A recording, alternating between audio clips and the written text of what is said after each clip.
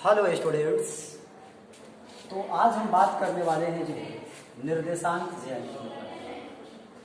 तो निर्देशांक ज्यामिति जिसको हम लोग इंग्लिश में कोऑर्डिनेट ज्योमेट्री इसको इंग्लिश में हम लोग कोऑर्डिनेट ज्योमेट्री के नाम से जानते हैं। तो चले देखें समझे जो कि कोऑर्डिनेट ज्योमेट्री जो क्या होता है।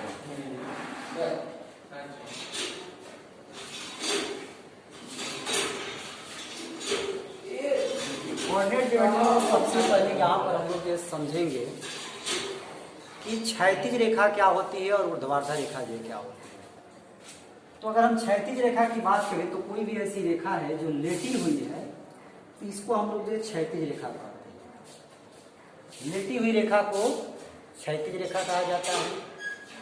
और ऊर्ध्वाधर जो ऐसे खड़ी होती है तो इस प्रकार की रेखा को हम लोग ऊर्ध्वाधर रेखा कहते हैं। और जो क्षैतिज रेखा होती है इसको हम लोग जो एक्स अक्ष के नाम से भी जानते हैं। और ऊर्ध्वाधर रेखा को हम लोग जो वाई अक्ष के नाम से जानते हैं, जिसको इंग्लिश में हम लोग X axis and Y axis से बोलते हैं। और ये जो दोनों अक्ष है, जो एक्स अक्ष और ये वाई अक्ष है, अर्थात ये कहें कि ये क्षैतिज रेखा और ये ऊर्ध्वाधर रेखा है, एक दूसरे को जहां पर काटती है उस बिंदु को हम लोग जो मूल बिंदु कहते हैं। तो यहाँ पर ये जो काट रही है तो इस बिंदु को हम लोग जो मूल बिंदु कहते हैं, जिसको ओरिजिन पॉइंट जो इंग्लिश में कहा जाता है। और इस मूल बिंदु का जो निर्देशांक होता है वो 0,0 होता है।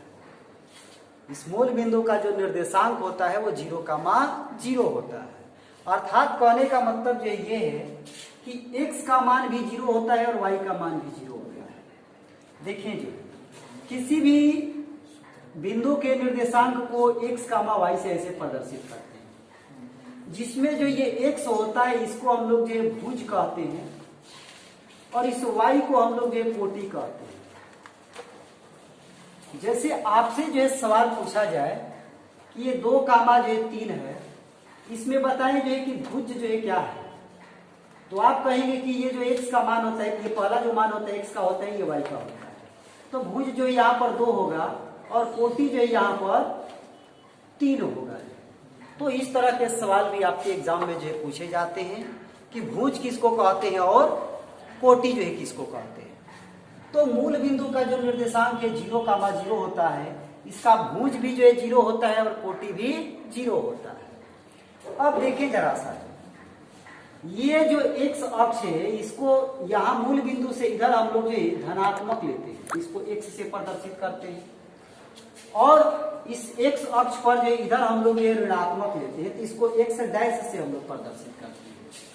और इस मूल बिंदु के ऊपर जो है हम लोग जो y अक्ष का धनात्मक भाग लेते हैं और इस मूल बिंदु से नीचे जो है y अक्ष का जो है ऋणात्मक भाग लेते हैं, तो इसको हम लोग y डैश से प्रदर्शित करते हैं। तो यहाँ पर जो है ये आपका जो x है और ये जो आपका y है, ये भी आपका धनात्मक भाग है और ये भी आपका धनात्मक भाग है। जैसे यहाँ पर हम लोग 1 लिखते हैं, ये 2 लिखते हैं, ये 3 लिखते हैं, ये 4 लिखते हैं, 5 लिखते हैं, 6 लिखते हैं, इस प्रकार से। यहाँ पर भी जो है यहाँ x अक्ष पे यहाँ इधर लिखेंगे तो -1 लिखेंगे, -2 लिखेंगे, -3 लिखेंगे, -4 लिखेंगे, -5 लिखेंगे, -6, इस प्रकार से। और ये ऊपर लिखेंगे तो ये आपका 1, 2, 3, 4, 5, 6, 7 इस प्रकार से। और ये नीचे लिखेंगे तो -1, -2, -3, -4 एंड -5 इस प्रकार से। तो ये जो x अक्ष का धनात्मक पार्ट है, ये जो y अक्ष का धनात्मक पार्ट है, इसके कारण जो ये जो चीजें हमें दिखाई दे रही है सामने, इसको हम लोग चतुर्थांश कहते हैं। ये जो प्रत्येक पार्ट आपको दिखाई दे रहा है, ये 4 पार्ट आपको दिखाई दे रहा होगा, तो इस प्रत्येक भाग को हम लोग जो चतुर्थांश कहते हैं। क्या बोलते हैं इसको? चतुर्थांश कहते हैं। तो ये आपका जो पहला चतुर्थांश होता है और ये आपका जो दूसरा चतुर्थांश होता है और ये आपका तीसरा चतुर्थांश होता है और ये आपका चौथा चतुर्थांश। इस बात को याद रखना है कि आपका जो चतुर्थांश है ये आपका पहला होगा, पहला के बाद दूसरा इस पर आएंगे, तीसरा इस पर आएंगे, चौथा इस पर आएंगे। ऐसे नहीं चलेंगे कि ये पहला हो गया, ये दूसरा हो गया, ये तीसरा हो गया, ये चौथा होगा, ऐसे नहीं। जो है पहला, दूसरा, तीसरा एंड चौथा इस प्रकार से। तो जो पहला चतुर्थांश होता है इसमें x भी हम देख रहे हैं कि ये धनात्मक है, y भी धनात्मक है। तो इसमें जो है x और y दोनों मान क्या होते हैं? पॉजिटिव होते हैं। x का मान और y का मान दोनों जो है पॉजिटिव होता है। जैसे आपसे कहें कि ये 3 का मान जो 5 है वो किस चतुर्थांश में पड़ेगा, तो आपका जवाब जो होगा कि ये जो है पहला चतुर्थांश में पड़ेगा, प्रथम चतुर्थांश में पड़ेगा। क्यों ये प्रथम चतुर्थांश में पड़ेगा? क्योंकि ये 3 जो है x का मान है और 5 जो है ये y का मान है। तो ये 3 जो है धनात्मक मान, ये 5 भी धनात्मक मान है, इसलिए ये प्रथम चतुर्थांश में है। तो प्रथम चतुर्थांश में x और y दोनों जो है धनात्मक होते हैं, प्लस में जो है होते हैं। अब हम बात करें दूसरे चतुर्थांश की, तो दूसरे चतुर्थांश में हम देख रहे हैं कि x जो है माइनस में है और y जो है प्लस में। तो पहले x को हम लोग देखते हैं तब y को देखते हैं। इसका मतलब x जो है माइनस में है और y जो है प्लस में। तो कहेंगे जो है कि ये माइनस का मान जो है प्लस के रूप में जो है होगा, अर्थात x का जो निर्देशांक होगा वह माइनस में होगा और y का जो निर्देशांक होगा वह प्लस में होगा। जैसे मैं आपसे कहूं जो कि माइनस में 2 का मान ये 5 लिखा हुआ, ये किस चतुर्थांश में होगा? तो इसको कहेंगे कि दूसरा चतुर्थांश में, क्योंकि यहाँ x का मान जो है माइनस है और y का मान प्लस है। तो x का मान माइनस देखिए इधर है और y का मान ये प्लस है, तो ये आपका दूसरा चतुर्थांश में बनता है। अब हम बात करें तीसरे चतुर्थांश की, तो तीसरे चतुर्थांश की बात करें तो हम लोग देख रहे हैं कि ये x हो गया, x का ऋणात्मक भाग है, निगेटिव भाग है, ये y हो गया, ये y का जो है निगेटिव भाग है। तो दोनों इसमें निगेटिव आ रहा है, इसका मतलब कि x भी माइनस में होगा और y भी माइनस में होगा। दोनों नियामक जो होंगे, दोनों जो निर्देशांक होंगे वो दोनों के दोनों जो है माइनस में ही जो है होंगे। जैसे -3 का -5 जो पूछा जाए कि ये किस चतुर्थांश में होगा, तो ये तृतीय चतुर्थांश में होगा, क्योंकि x पर भी माइनस है और y पर भी माइनस है। तो इस बात को जो है ध्यान में रखना है, इधर माइनस और ये भी आपका माइनस, तो इसमें x और y दोनों जो है माइनस होते हैं। चलिए अब हम आते हैं चौथे चतुर्थांश की बात करते हैं। तो इसमें हम देख रहे हैं कि चौथा चतुर्थांश जो इससे बना हुआ है और इससे बना हुआ है। ये x का धनात्मक भाग है, तो इसका मतलब x प्लस में जो होगा। ये y का ऋणात्मक भाग है, इसका मतलब y जो है माइनस में होगा। तो x का मान जो है माइनस y जो है, ये चतुर्थांश का नियम जो है होगा। जैसे आपसे पूछा जाए कि ये 5 का मान माइनस में 3 है, किस चतुर्थांश में होगा, तो आप कहेंगे कि ये चौथे चतुर्थांश में, क्योंकि 5 जो है x का मान है, ये -3 जो है y का मान है। तो y का मान जो है निगेटिव जो है माइनस किसमें होता है? चौथे चतुर्थांश में होता है। तो इस प्रकार से जो है सवाल पूछे जाते हैं, कोई नियामक आपको जो देकर कि ये जो बिंदु है वो किस चतुर्थांश में होगा। जो जैसे एक एग्जाम्पल जो है मैं लेता हूं, ऐसे तो मैंने एग्जाम्पल जो है लिया, एक एग्जाम्पल ऐसे लेता हूं। ये लिखा है a का मान जो है 7। आपसे पूछा जाए कि ये किस चतुर्थांश में होगा, तो आपको इस पे नहीं जाना है कि ये लिखा है 7 लिखा है। ये a जो है x का मान है और ये 7 जो है y का मान है। तो a का मान यहाँ पर ये धनात्मक है, y का मान भी धनात्मक है, तो कहेंगे कि प्रथम चतुर्थांश में होगा। जैसे लिखा है कि माइनस में a और ये b लिखा हुआ है, ये किस चतुर्थांश में होगा। तो हम देखेंगे कि ये जो a है ये x का मान है, b जो है y का मान है, और x का मान माइनस में है, y का मान प्लस में है। तो x का मान माइनस देखिए किसमें है? दूसरे वाले में। x का मान माइनस दूसरे वाले में, y प्लस। इसका मतलब ये जो है दूसरे चतुर्थांश में आपका, ये किसमें होगा? दूसरे चतुर्थांश में। तो इस प्रकार से आप जो है पता कर सकते हैं कि कोई भी दिया गया बिंदु जो है किस चतुर्थांश में है जो है। लेकिन थोड़ा सा जो है आप इस तरह के सवालों को यदि आपसे पूछ दिया जाए, जैसे जो आपसे पूछ दिया जाए कि ये 0 का मान जो 5 है ये किस चतुर्थांश में होगा, तो आप तो कहेंगे जो है कि ये 0 है, धनात्मक ही है, 5 भी जो है धनात्मक ही है, तो पहला चतुर्थांश में होगा। लेकिन हकीकत जो है इसका ये है कि ये किसी चतुर्थांश में नहीं होकर ये x अक्ष या y अक्ष पर होता है। तो देखिए ये 0 कहने का मतलब है कि x का मान जो है 0 है, x का मान क्या है? 0 है, y का मान क्या है? 5 है। तो x का मान 0 जो है किस पर होता है? तो x का मान 0 जो है y अक्ष पर होता है। y अक्ष पर कहीं पर भी हम बिंदु लेंगे, मान लीजिए कि यहाँ हमने बिंदु लिया, तो यहाँ का निर्देशांक मैं क्या लिखूंगा? तो ये y पर हम 4 गए, लेकिन x पे न इधर गए न इधर गए, तो x हमारा 0 होगा, y जो है 4 होगा। तो इस बिंदु ये अक्ष पर जो है, इस y अक्ष पर जो है कहीं पर भी आप जो है x नियामक निकालेंगे तो आपको 0 ही जो है मिलेगा जो है। तो y अक्ष पर जो है x का मान 0 होता है, इसी प्रकार से x अक्ष पर जो है y का मान 0 होता है। क्योंकि मान लीजिए कि यहाँ हमने एक बिंदु लिया, तो तो इस बिंदु का निर्देशांक मैं लिखूंगा कि यहाँ से लेकर यहाँ तक ये 4 है, लेकिन y का मतलब कि ना ऊपर गया है ना नीचे गया है, एक अक्ष पर ही है, तो ये 4 का मैं यहाँ पर 0 लिखा है, तो y का नियामक यहाँ पर 0 है। तो यदि इस तरह के सवाल दिया हो कि ये 0 का मान 5 दिया हो, 4 का मान 0 दिया हो, और आपसे पूछा जाए कि ये जो है कहाँ पर स्थित होंगे, तो ये आपके जो है यदि 4 का मान 0 दिया है, इसका मतलब y का मान 0 दिया है तो x अक्ष पर होगा, और यदि x का मान 0 दिया है तो y अक्ष पर। तो बस आपको इतना ही याद रखना है कि यदि x का मान 0 है तो कहेंगे कि वह जो है y अक्ष पर होगा, और यदि y का मान 0 है तो कहेंगे कि x अक्ष पे होगा। ठीक है, तो ये सारी बातों से जो है इसी तरह के सवाल जो है पूछे जाते हैं। तो मैं उम्मीद करता हूं कि ये सारी बातें आप सब समझ चुके होंगे।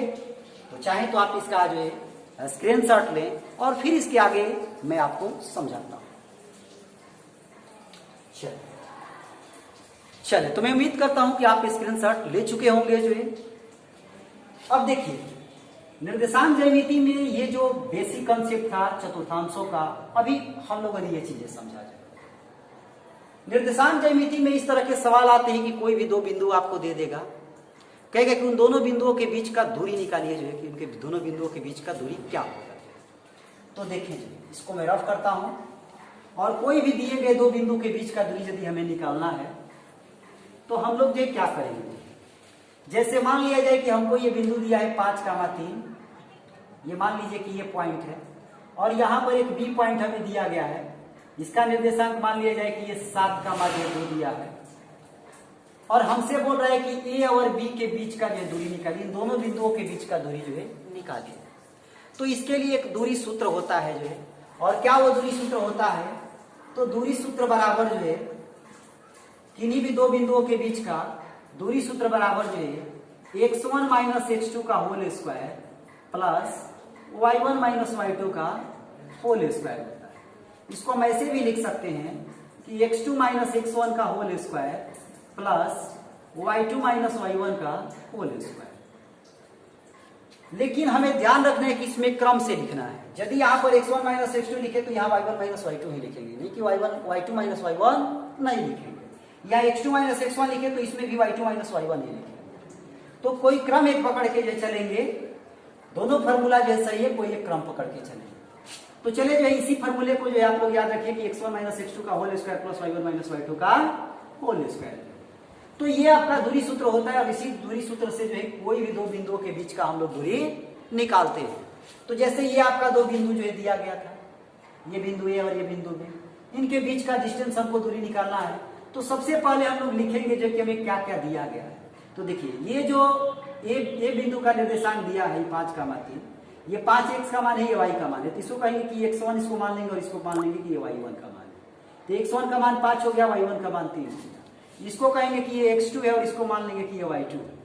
तो इसका मतलब x2 का मान जो है 7 हो गया और y2 का मान जो है 2 हो गया। अब इस दूरी सूत्र के फॉर्मूले में रखेंगे और b के बीच का दूरी निकालना है, तो कहेंगे कि ये b बराबर x1 माइनस x2 का होल स्क्वायर। तो x1 कितना है 5 और x2 कितना है 7, तो कहेंगे कि 5 माइनस 7 का whole square plus y1 minus y2 का होल स्क्वायर, y1 3 है, y2 2 है, तो कहेंगे 3 माइनस 2 का होल स्क्वायर। अब इसको हम लोग सॉल्व करेंगे जो है, तो ये 5 में से 7 गया जो है माइनस में 2, तो माइनस में 2 का स्क्वायर हुआ। 3 में से 2 घटाएंगे 1 का स्क्वायर हुआ। तो माइनस 2 का स्क्वायर जो है क्या होता है 4 होता है, और 1 का स्क्वायर जो है 1 होता है। तो 4 और 1 कितना हो जाएगा 5 हो। तो अंडर रूट में 5 जो है इन दोनों बिंदुओं के बीच का दूरी जो है निकल के आया। अब इसको थोड़ा सा ऐसे हम लोग लिख देते हैं कि इकाई, 5 इकाई लिख देते हैं, क्योंकि दूरी का कुछ ना कुछ मात्रक होता है, मीटर सेंटीमीटर कुछ ना कुछ होता है। यहाँ पर वैसा कुछ नहीं दिया है, तो हम लोग क्या लिख लेंगे इकाई लिख देंगे, या इसी को इंग्लिश में हम लोग यूनिट लिखेंगे। क्या लिखेंगे यूनिट। तो अंडर रूट 5 यूनिट या 5 अंडर रूट 5 इकाई जो है इन दोनों बिंदुओं के बीच का दूरी जो है निकल के आया जो। ठीक, अब देखिए एक सवाल में इसमें यह ऐसे पूछा जाता है कि मूल बिंदु से किसी बिंदु का दूरी ज्ञात करना हो तो हम लोग क्या करेंगे। तो देखिए, मूल बिंदु से यदि हमें किसी बिंदु के बीच का दूरी निकालना हो, कहां से मूल बिंदु से, तो मूल बिंदु से यदि हमें दूरी निकालना हो तो हम लोग कुछ नहीं करेंगे, जो रूट अंडर जो x का स्क्वायर प्लस y का स्क्वायर कर देंगे। ये आपके मूल बिंदु से दूरी निकालने का फॉर्मूला होता है √x² प्लस y²। जैसे आपसे जो है सवाल दे दिया जाए जो है आपको कि मूल बिंदु से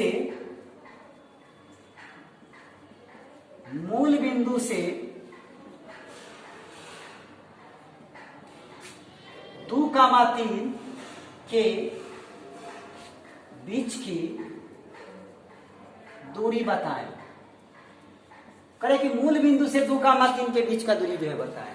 तो हम लोग जानते हैं कि मूल बिंदु का निर्देशांक 0,0 होता है और मूल बिंदु से जो है 2,3 बोला जा रहा है। इसका मतलब कि मान लीजिए कि मूल बिंदु ये है और 2,3 यहाँ है, इसका मतलब इनके उनके बीच का हमें दूरी बताना है।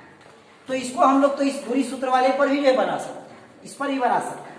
इस पर भी बनाएंगे तो ये आपका x1 का मान, ये आपका y1 का मान, x2 का y2 का, 0 में से 2 को घटाएंगे जो है माइनस में 2 का स्क्वायर आएगा, प्लस 0 में से 3 को घटाएंगे माइनस में 3 का स्क्वायर आएगा, ये आपका 4 आएगा और ये आपका 3 का 9 आएगा। तो ये आपका √13 आएगा। तो इस फॉर्मूले को लगाकर भी हम लोग जो बना सकते हैं, लेकिन इसको डायरेक्ट भी हम लोग बना सकते हैं कि मूल बिंदु से यदि हमें दूरी निकालना है किसी भी बिंदु का तो सीधे हम लोग कहेंगे जो है कि √x² प्लस y²। अब x का मतलब ये हुआ कि जो ये बिंदु दिया गया है ये x का मान हो जाएगा और ये y का मान है, अर्थात ये 2 जो है x का मान और 3 जो है y का मान। इसका मतलब कि 2 का स्क्वायर प्लस में क्या लिखेंगे 3 का स्क्वायर। तो 2 का स्क्वायर 4 आ गया, 3 का स्क्वायर जो है 9 आ गया। तो देखिए ये भी आपका अंडर रूट में कितना है 13 में आएगा। तो हम लोग ऐसे डायरेक्ट जो निकाल लेते हैं, मूल बिंदु से किसी भी बिंदु के बीच का दूरी निकालना हो तो ये डायरेक्ट फॉर्मूला लगाएंगे x² प्लस y²। या इसको याद भी रखेंगे, ये ऑब्जेक्टिव टाइप सवाल में इस तरह की चीजें जो है पूछी जाती है। तो ये अंडर रूट में 13 इकाई इसको जो है हम लोग बोलेंगे। तो दो बिंदुओं के बीच का दूरी सूत्र निकालने का जो है ये आपके 2 फॉर्मूले हैं। यदि 2 बिंदु आपको अलग अलग दिया गया है तो इस फॉर्मूले को लगाना है, और यदि मूल बिंदु से दिया गया है तो जो है इस फॉर्मूले को जो है लगाना है। ठीक, तो मैं उम्मीद करता हूं कि ये चीज आप समझ चुके होंगे जो है। तो चलें आप इसका जो है स्क्रीनशॉट लें, तो फिर जो है मैं आगे जो है बात करता हूं जो विभाजन सूत्र की। चलिए तो अब हम बात करते हैं जो है निर्देशांक ज्यामिति में विभाजन सूत्र की बात करते हैं। विभाजन सूत्र का इस्तेमाल हम लोग जो कैसे करते हैं, तो सबसे पहले हम लोग जो यहाँ पर ये समझे जो है कि सवाल जो है कैसे पूछा जाता है। सवाल जो आपसे पूछेगा जो है कि बिंदु मान लीजिए कि 2,3 है और 4,5 है। कहेंगे बिंदु 2,3 और 4,5 को मिलाने वाली रेखाखंड, मिलाने वाली रेखाखंड, तो इन दोनों को मिलाने वाली ये रेखाखंड हो गई। बिंदु इतना और इतना को मिलाने वाली रेखाखंड जो है को यदि कोई बिंदु जो है C मान लिया जाएगी। मान लीजिए कि यहां पर कोई बिंदु है जो कि ये 2:3 में है, 2:3 में विभाजित करता है। तो इस बिंदु का निर्देशांक निकालिए कि क्या हो। सवाल को जरा सा फिर से आप समझे जो है। सवाल आपका होगा कि बिंदु इतना और इतना को मिलाने वाली रेखाखंड को यदि कोई बिंदु 2:3 में विभाजित करता है तो उस विभाजन बिंदु का निर्देशांक बताना है कि आपको जो है क्या हो, अर्थात इस बिंदु का निर्देशांक हमको बताना है। तो चलिए हम मान लें कि ये बिंदु A है और ये बिंदु जो है B है और ये जो जिसको निकालना है ये बिंदु C है, और इस बिंदु C का निर्देशांक हम मान लेते हैं x, y है। तो इस x और y का मान जो है क्या होगा। तो देखिए इसको ज्ञात करने के लिए जो फॉर्मूला होता है विभाजन सूत्र का, x बराबर जो है m1x2 प्लस m2x1 बटा में m1 plus m2 and y बराबर जो है m1y2 प्लस m2y1 बटा में m1 प्लस m2 होता है। तो ये आपका जो विभाजन सूत्र जो है होता है, और इसी का इस्तेमाल करके हम लोग जो उस बिंदु का निर्देशांक जो है निकालेंगे। अब इसमें आपका ये जो है m1 क्या होता है, m2 क्या होता है, तो ये जो अनुपात आपको दिया गया है यही m1 और m2 होता है। अर्थात ये जो 2 लिखा है ये m1 का मान है और जो 3 लिखा है ये आपका m2 का जो मान है। तो M1 M2 जो अनुपात दिया रहता है वही आपका M1 M2 होता है। और इसको हम लोग ये कहते हैं कि x1 हो गया, ये आपका जो y1 हो गया। इस बिंदु को हम लोग मान ले कि x2 हो गया और ये आपका जो y2। तो हमें इस C बिंदु का निर्देशांक जो क्या करना है, निकालना है। तो C बिंदु के निर्देशांक को मैंने x, y माना है, तो x की जगह पर हम x ही लिखेंगे। M1 तो कहेंगे कि M1 का मान जो है ये 2 होगा, तो ये 2 हो गया, गुणा में x2 तो कहेंगे कि x2 जो है ये 4 है, तो ये गुणा में 4 हो गया, प्लस M2 का मतलब ये आपका 3 हुआ, और x1 का मतलब ये आपका जो है 2 हुआ, बटा में M1 प्लस M2 माने 2 प्लस 3। फिर इसी प्रकार से y बराबर जो है M1 y2, तो M1 का मान कितना 2, y2 का मान कितना 5, देखें 5, प्लस M2 का मान जो है 3, और y1 का मान भी 3, बटा में M1 प्लस M2 माने 2 प्लस 3। अब इसको हम लोग सॉल्व करेंगे जो है, तो ये 2 चौका 8 हो गया, ये 3 दूनी का 6 हो गया, और ये 2 3 5 हो गया, और यहाँ से y बराबर जो है 2 5 का 10 हो गया, 3 3 का 9 हो गया, और ये नीचे आपका 5 हो गया। तो x बराबर जो है 8 6 14 हो गया, 14 बटा में 5, एंड y बराबर जो है 10 9 19 19 बटा में 5। तो इस प्रकार से जो ये बिंदु था जिसको मैंने C माना दिया था, इन दोनों बिंदुओं को यदि ये 2:3 में विभाजित कर रहा है, तो इस बिंदु का जो निर्देशांक होगा वह 14 बटा 5 और 19 बटा में जो है 5। x का मान 14 बटा 5 और y का मान 19 बटा 5। तो इस प्रकार के सवाल जो है पूछे जाते हैं विभाजन सूत्र में। और अभी तत्काल जो है लाइट चली गई है, लेकिन आप घबराए नहीं, कुछ ही समय में जो है लाइट आ जाएगी। चलिए, तो लाइट जो है आ चुकी है जो है, तभी आप हमें देख पा रहे हैं, क्योंकि प्रकाश वह कारक है जिसकी सहायता से हमारी आंखें किसी वस्तु को देख पाती है। जो अंधेरे में हम लोग किसी वस्तु को देख नहीं सकते हैं। तो ये विभाजन सूत्र लगाकर इस तरह के सवालों को हम लोग जो हल करते हैं। इसमें एक और भी सवाल जो पूछा जाता है कि कोई 2 बिंदु आपको दिया गया है, और उस 2 बिंदु के ठीक बीच में कोई बिंदु का निर्देशांक यदि आपको निकालना हो, तब जो है आप कैसा फॉर्मूला जो है लगाएंगे। ठीक, जैसे सवाल आपको ऐसे दिया कि ये कोई बिंदु जो ए है, और फिर से जो है लाइट चली गई है जो है, तो घबराने की बात नहीं है, लाइट आती है फिर मैं जो है कंटिन्यू। लाइट को लगता है ना कि दिल की बीमारी हो गया है, इसके दिल के बीमारी को कैसे ठीक करेंगे? किसी वैद्य को बुलाना पड़ेगा, कि किसी डॉक्टर को बुलाना पड़ेगा। चलें, तो फिर से जो है लाइट आ चुकी है जो है, और हम बात कर रहे थे जो है कि कोई पॉइंट यहाँ पर ए है, मान लीजिए इसका निर्देशांक 1 का जो है 5 है। दूसरा यहाँ पर पॉइंट जो है कोई बी है, इसका निर्देशांक जो है 3 का 2 है। आपसे यदि पूछा जाए कि दोनों बिंदुओं के ठीक बीच में कोई पॉइंट है, उसका निर्देशांक जो है निकालें। ठीक इसके बीच में कोई पॉइंट है, मान लीजिए कि वो पॉइंट सी है, तो उसका हमें निर्देशांक निकालना है।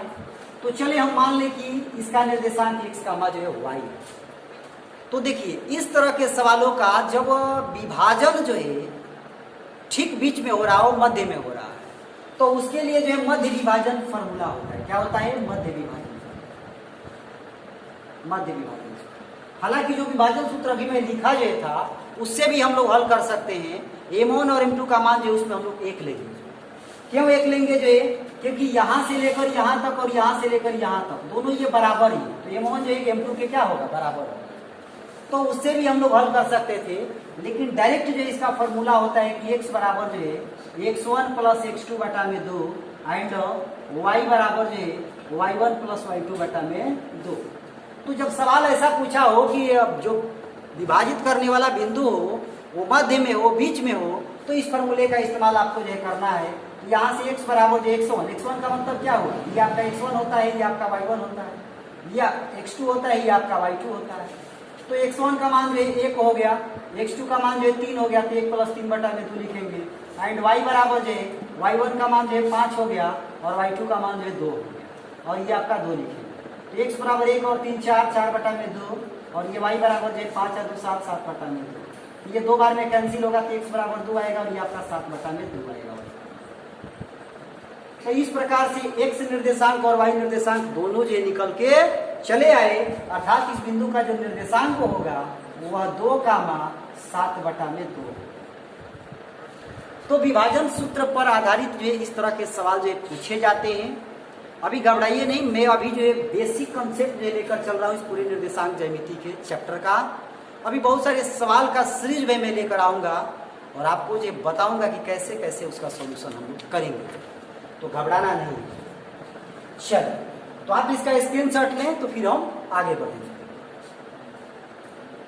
चलिए, मैं उम्मीद करता हूं कि आप स्क्रीनशॉट ले चुके होंगे जो है।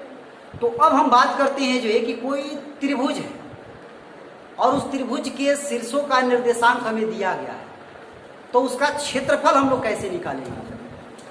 त्रिभुज का क्षेत्रफल जो है कैसे निकालेंगे निर्देशांक ज्यामिति में। जैसे मान लिया जाए कि आपको कोई एक त्रिभुज ऐसे दे दिया जाए जो है, और ये त्रिभुज का नाम आपको ABC ऐसे दिया हुआ है। इस A बिंदु का जो निर्देशांक 1,3 दिया है, ये B बिंदु का निर्देशांक जो है 2 मान लीजिए कि 3 दिया हुआ है, इसका जो है 4,1 दिया है। इस प्रकार से आपसे बोला जाए कि इस त्रिभुज का क्षेत्रफल निकालिए कि इस त्रिभुज का क्षेत्रफल जो है क्या हो। तो देखिए, निर्देशांक ज्यामिति में त्रिभुज का क्षेत्रफल निकालने का फॉर्मूला होता है। क्या फॉर्मूला होता है? त्रिभुज के क्षेत्रफल का फॉर्मूला होता है 1/2 बड़ा सा ब्रैकेट x1 y2 माइनस में y1। देखिए कैसे लिखेंगे इसको, यहाँ x1 लिखेंगे तो यहाँ y2 माइनस y1 नहीं, y2 माइनस यहाँ y3 लिखेंगे, यहाँ x1 लिखेंगे तो यहाँ y2 माइनस y3 लिखेंगे। यदि यहाँ x2 लिखेंगे तो 2 के बाद क्या आता है 3, यहाँ y3 लिखेंगे, 3 के बाद क्या आता है 1, 3 के बाद 4 नहीं, क्योंकि हमको 1 2 3 तक ही लेना है, तो y3 के बाद y1 बोलेंगे। इसी प्रकार x3, तो 3 के बाद क्या आता है y1, इसका मतलब y1 माइनस y2। तो ये आपका त्रिभुज के क्षेत्रफल निकालने का जो फॉर्मूला होता है। अब जैसे मान लिया जाए कि ये जो बिंदु आपको दिया गया है A, जिसका निर्देशांक 1,3 है, इसको हम लोग मान लें कि x1, y1। ये जो B दिया गया इसको हम लोग मान लें कि x2, y2, और ये जो आपको C दिया गया इसको मान लें कि x3, y3। तो इसका हमको क्षेत्रफल निकालना है, तो बस क्या करेंगे, मान को इसमें पुट कर देंगे, क्षेत्रफल निकल के चला आएगा। तो चलिए हम मान को जो पुट करते हैं 1/2 x1, तो x1 का मान कहेंगे कि 1 होगा, y2, तो y2 का मान कहेंगे 3 होगा, y3 का मान जो 1 होगा, प्लस x2 का मान कहेंगे 2 होगा, y3 का मान जो 1 होगा, y1 का मान 3 होगा, प्लस x3 का मान जो 4 होगा, y1 का मान जो 1 होगा, y2 का मान जो 3। अब इसको हम लोग सॉल्व कर देंगे। 1/2 1, 3 में से घटाएंगे 2 होगा, गुणा में 2 हो गया, प्लस 1 में से 3 घटाएंगे कितना होगा -2, 2 गुणा जो है -2 आपका हो गया, प्लस 1 में से जो है 3 को घटाएंगे -2 होगा, ये 4 गुणा में क्या हो गया -2। अब इसको आगे सॉल्व करें तो 1/2 ये आपका 2 हो गया, और 2 दूनी का 4 ये आपका -4 हो गया, और ये आपका 4 दूनी का 8 -8। 2 में से 4 को घटाएंगे -2 आएगा, और उसमें से -8 को जोड़ देंगे जो है तो माइनस में 10 आएगा। या ऐसे कहें कि -4 और -8 कितना होगा -12, 2 में से 12 घटाएंगे -10 आएगा। इसका मतलब 1/2 गुणा माइनस में, तो ये 2 से ये क्या हो गया कैंसिल हो गया 5 बार, तो ये आपका माइनस में 5 आएगा। अब चूंकि त्रिभुज का क्षेत्रफल कभी माइनस में नहीं होता है, तो इसको हम लोग जो 5 लिख देंगे जो है, तो ये आपका जो 5 वर्ग इकाई इसको लिखेंगे, क्योंकि त्रिभुज का क्षेत्रफल कभी भी हमेशा जो किसमें होता है वर्ग इकाई में होता है। क्षेत्रफल जो किसमें होता है तो वर्ग इकाई में होता है।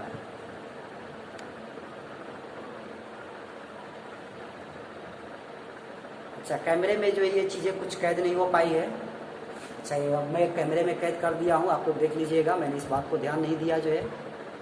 चलो देख ले, मिला ले जो है, तो ये माइनस जो 5 आया जो है, तो माइनस को हम लोग हटा देंगे, क्योंकि त्रिभुज का क्षेत्रफल जो है माइनस में नहीं हो सकता है।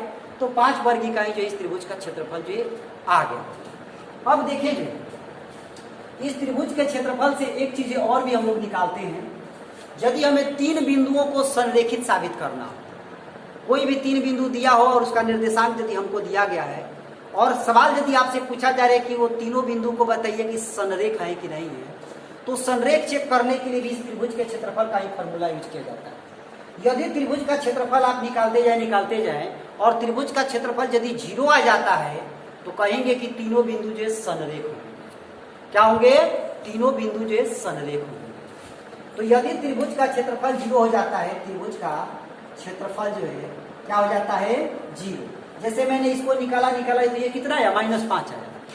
मान लीजिए कि हल करते करते ये आपका 0 आ गया होता, तो 0 आ गया होता तो इसका मतलब कि त्रिभुज का क्षेत्रफल 0 संभव है? नहीं। इसका मतलब कि वो त्रिभुज है ही नहीं। तो त्रिभुज नहीं, इसका मतलब कि वो एक रेखा है और उसी रेखा पर जो तीनों के तीनों बिंदु क्या है? स्थित है, जिसको हम लोग क्या बोलते हैं? संरेखी कहते हैं। तो किसी एक ही रेखा पर बहुत सारे बिंदु जब स्थित होते हैं तो उसको संरेखी कहते हैं। और एक बार फिर से जो है लाइट चली गई है जो है, तो आज जो है लगातार ये लाइट परेशान कर रही है, लेकिन मैं भी जो है दम छोड़ने वाला नहीं हूं। देखिए फिर से जो है लाइट आ गई है। बड़ी बेईमान है ये लाइट, हमारी भावनाओं को ये नहीं समझ रही। चलिए, तो त्रिभुज का क्षेत्रफल यदि 0 आ जाता है तो कहेंगे कि तीनों बिंदु जो संरेखी है। अदरवाइज जो है नहीं आता है तो कहेंगे कि संरेखी नहीं है। तो इस पे 2 तरह के सवाल जो है बनते हैं। आगे मैं सवाल लूंगा जो है, आप उसके लिए घबराए नहीं। इसके बाद जो भी वीडियो आएगा उसे आप जरूर जो है देखें। मैं उसमें इस तरह के सवाल को जो जरूर जो है दूंगा।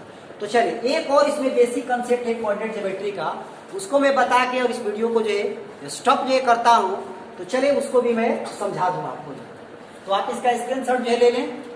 चलिए आपको पूरा मैं स्क्रीन दिखा देता हूँ जो है।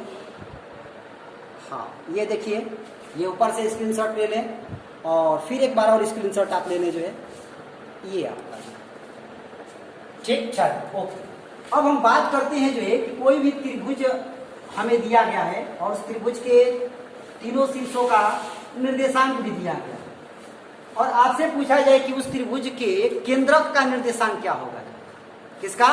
केंद्रक का निर्देशांक जो है क्या होगा। तो देखिए जो केंद्रक का यदि हमें निर्देशांक निकालना है, मान लीजिए कि आपका ये त्रिभुज है, ये आपका ए हो गया, ये आपका बी हो गया, ये आपका सी हो गया। ए का निर्देशांक मान लीजिए कि x1, y1 है, बी का निर्देशांक x2, y2 है और सी का x3, y3 है। आपसे पूछा जाए कि इस त्रिभुज के केंद्रक, तो केंद्रक तो यहाँ पर होगा, इसका निर्देशांक बताइए जो है क्या होगा। इसको ऐसे मिलाएं, ऐसे मिलाएं, ऐसे मिलाएं, तो जहां पर ये तीनों जो एक दूसरे को काटता है उसी को हम लोग केंद्रक कहते हैं। ये तीनों जहां पर एक दूसरे को जो काटता है उसी को हम लोग केंद्रक कहते हैं। तो इस केंद्रक का निर्देशांक जो है क्या होगा। तो देखिए इस केंद्रक का निर्देशांक x बराबर जो है, मान लीजिए कि x, y है, तो x बराबर जो है x1 + x2 + x3 या बटा में 3 होता है। और इसी प्रकार से y बराबर y1 + y2 + y3 बटा में 3 होता है। तो इस प्रकार से कोई भी दिए गए त्रिभुज के शीर्ष का निर्देशांक आपको दिया गया है तो आप उसका जो है केंद्रक का निर्देशांक जो है निकाल सकते हैं। चलिए, जैसे मैं एक सवाल इस पर जो है ले लेता हूं। ये आपका एक त्रिभुज है, इस बिंदु का निर्देशांक 2, 3 है शीर्ष का, और इस शीर्ष का निर्देशांक जो है 5, 2 है और इस शीर्ष का निर्देशांक जो है 1, 3। आपसे कहा गया कि इस केंद्रक का निर्देशांक बताइए जो है क्या होगा। इस केंद्रक का निर्देशांक जो x बराबर क्या फॉर्मूला, x1 + x2 + x3 बटा में 3। इसका मतलब क्या हुआ कि ये पहला मान तीनों को जोड़ कर नहीं ना होगा, ये x1 होगा, x2 होगा, ये x3 होगा। तो 2 और 5 7, 7 और 1 8, मतलब x बराबर 2 + 5 + 1 बटा में 3। इसको हल करेंगे 2 5 7 7 1 8 8 बटा में 3। तो x का मान जो है 8 बटा में 3 आएगा। और इसी प्रकार से y का मान जो है y1 + y2 + y3 बटा में 3, अर्थात ये y1 का मान, या y2 का मान और ये आपका y3 का मान। तो 3 2 5 और 5 3 8, तो ये भी आपका जो 8 बटा 3 है। तो y का भी मान कितना है? 8 बटा 3। तो इस प्रकार से केंद्रक का निर्देशांक हम लोग ये निकालते हैं। ये x1 x2 x3 तीनों को जोड़ के 3 से भाग दे दिया जाता है और y1 y2 y3 तीनों को जोड़ के 3 से भाग दे दिया जाता है। तो इस प्रकार से केंद्रक का निर्देशांक जो निकल के चला आता है। तो अब आज के इस वीडियो लेक्चर में मैंने आपको जो निर्देशांक ज्यामिति के जो भी बेसिक कंसेप्ट थे उसको मैंने समझाया और उस पर मैंने एग्जाम्पल सहित जो है आपको जो है समझाया जो है। तो ये वीडियो आपको जो है कैसा लगा, और यदि ये वीडियो आपको अच्छा लगा तो चैनल को सब्सक्राइब करना जो है ना भूलें, और अपने दोस्त मित्रों में जो है शेयर करें ताकि ज़्यादा से ज़्यादा विद्यार्थी जो है इससे लाभान्वित हो सकें। तो चलिए आज के लेक्चर को मैं यहीं पे समाप्त करता हूँ। So thank you very much and all the best.